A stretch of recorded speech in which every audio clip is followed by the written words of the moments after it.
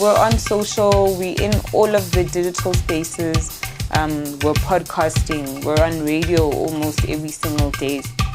What do you think when you hear African traditional healer? Do you picture an old traditional doctor evoking spirits from a small smoky hut?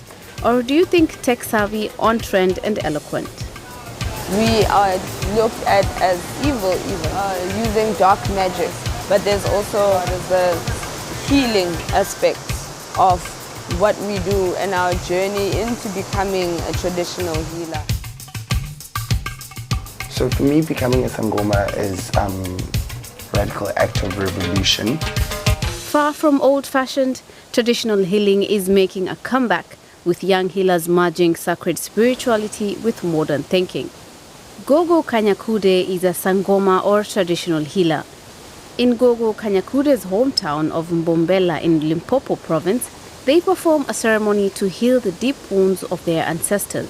100 years of Euro-Christian colonialism has left the spirituality of their forefathers neglected and degraded. We are evil and we are fetish people, and what we practice is taboo, and we are barbaric, and therefore the missionaries have come with Christ to redeem and save us.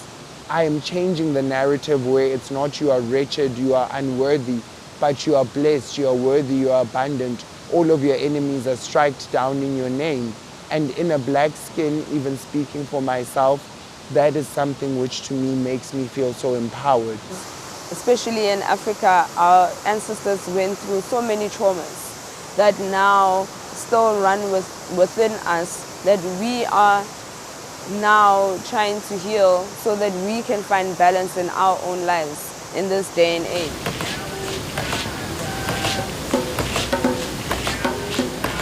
From rural Limpopo to Johannesburg, where Nomfundo Dlamini or Gogo Nomi gives a bone reading to a young client, evoking the spirit of her client's grandmother.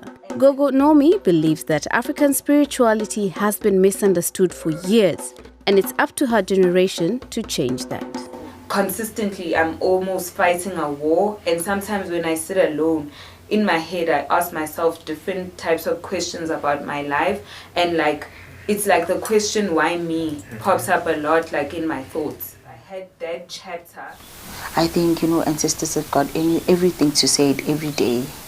I was very emotional when my grandmother was raised, because I think that's the woman that keeps coming in my dreams. That's actually the woman I wanted to actually know about.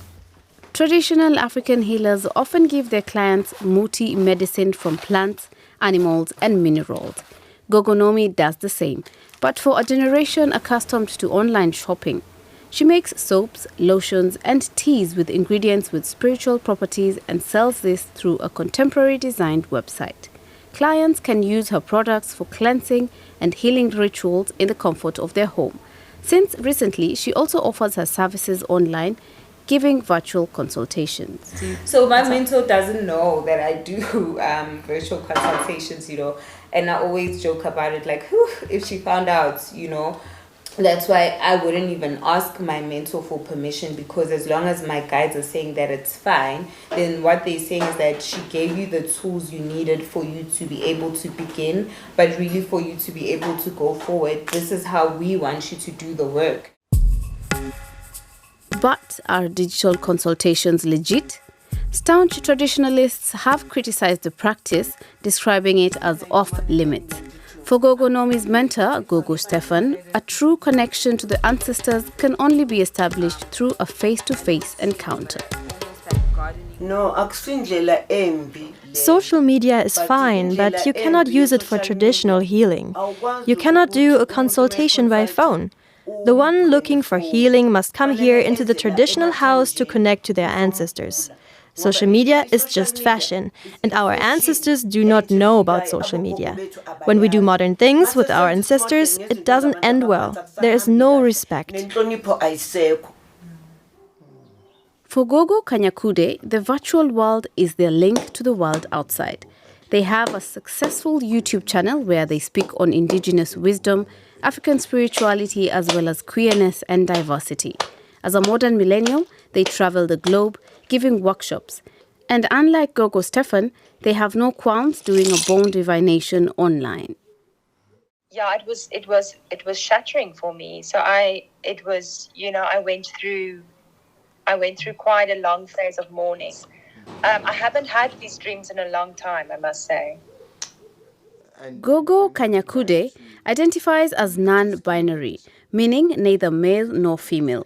So the question of whether gender identity or other aspects of modern life could be an obstacle to becoming a sangoma did play a role.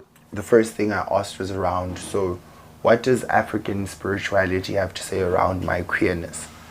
I had a piercing on my eye, an eye labrae, and I asked, what does African spirituality have to say around this representation? And what I really found from the elders which initiated me was that it's a free form. It's a space of non-judgment, of open curiosity, where each person must be embodied in their personhood while being respectful of others. Transformed in the digital era, African traditional healing has come a long way. Young healers are not ashamed to practice openly and proudly. They are making it easy for young Africans to reconnect to their roots and ancestry. So, is the digital evolution necessary for traditional African healing? Tell us what you think.